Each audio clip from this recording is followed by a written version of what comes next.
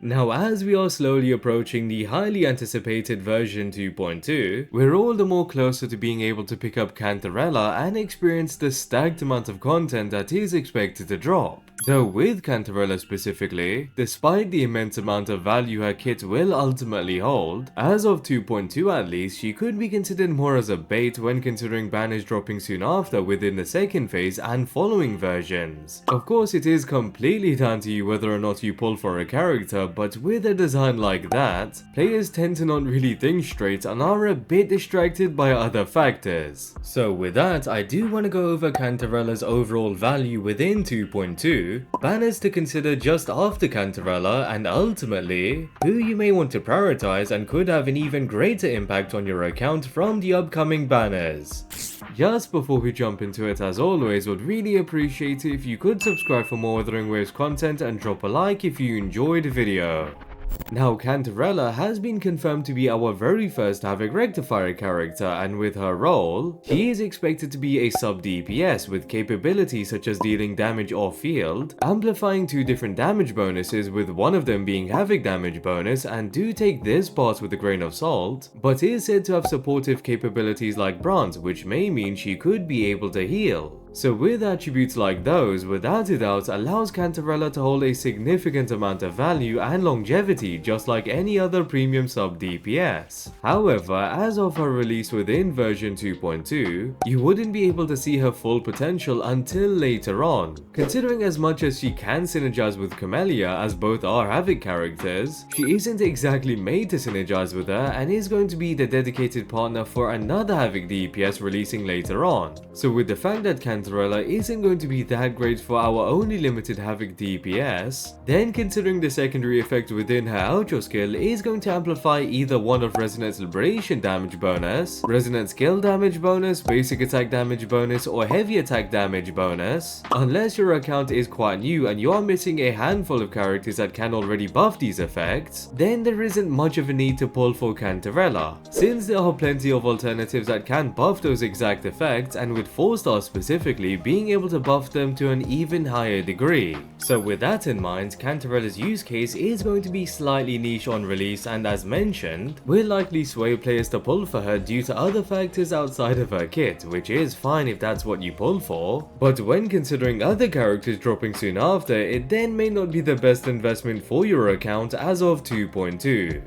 Now, speaking of other characters dropping after Cantarella, first of all, there are the reruns that are dropping within version 2.2, and we are expected to see the return of both Camellia and the Shorekeeper. I have already gone over the immense amount of value both the Shorekeeper and Camellia have in a previous video, so to just keep it brief, the Shorekeeper being our only limited support would of course be more valuable than any other character to pick up if you don't have her on your account, considering she amplifies the damage of any DPS, synergizes with literally any team composition, and is a must run to ensure you have a smooth time clearing through various types of content. Then with Camellia, she is in fact one of the only DPS characters that can shred through both Tower of Adversity and Whimpering Waste with ease, which means naturally she would hold more value than a lot of other main DPS characters, and the cherry on top, arguably her best team composition is incredibly easy to build as it utilizes Sanhua as the sub DPS. So of course with the rerun banners, they will hold significant value and for certain players would have more of an impact to your account than Cantarella would.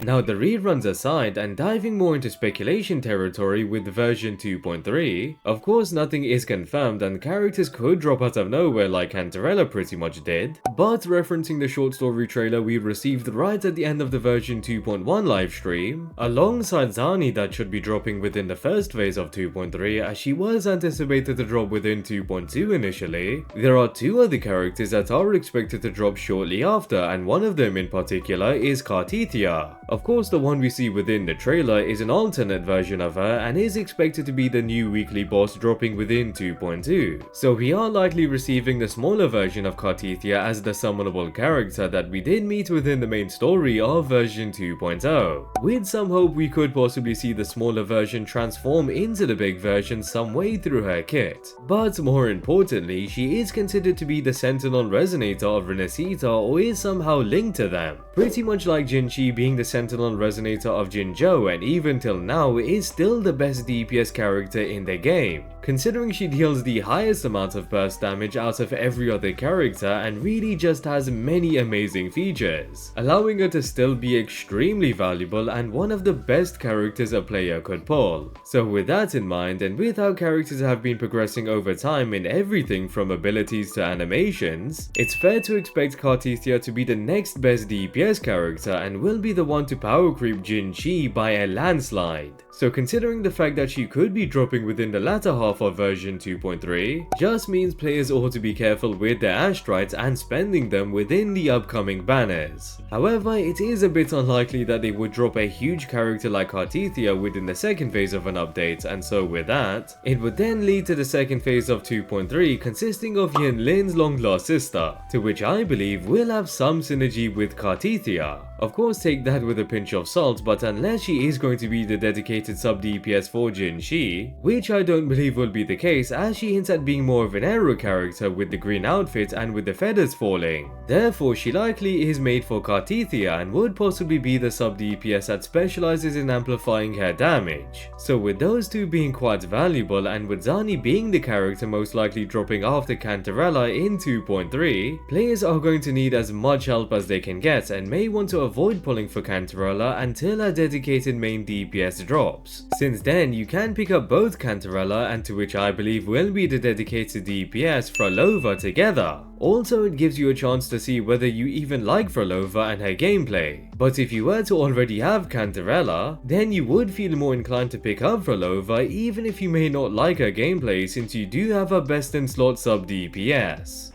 Overall, 2.2 is likely going to be a hype update, but regarding the character situation, again I do want to say, if you really like Cantarella's design and that's the only reason you want to pull her for, then of course you can spend your Ashtrites however you please. Though in terms of how much value you'll gain from her kit within version 2.2, it won't be the most for experienced players, and similar to Zhezhi, Cantarella will only be fully utilized a couple of versions later on. So I do believe Cantarella is a bait for players to pull for to an extent, since it will depend on your account, but there are characters that may provide more value, such as Zani being expected to be a top tier character, and I would definitely assume so due to the hype surrounding her. Then we have the Sentinel Resonator and her dedicated sub DPS dropping back to back, which could end up being the most powerful duo in the game. Then on top of those, there are the reruns of 2.2 and 2.3, which of course would hold a lot of value for specific players. So all in all, I'd recommend at least thinking twice before pulling for Cantarella. But even if you do choose to pull for her, she will definitely have solid longevity and would still bring value to your account. And with that, I hope you guys enjoyed the video. I'd really appreciate it if you could subscribe for more WutheringWaves content, and if you enjoyed the video, drop a like. Also drop a comment down below on what you're looking forward to the most in 2.2 and the characters you will be prioritizing. And yeah, hope to catch you guys later.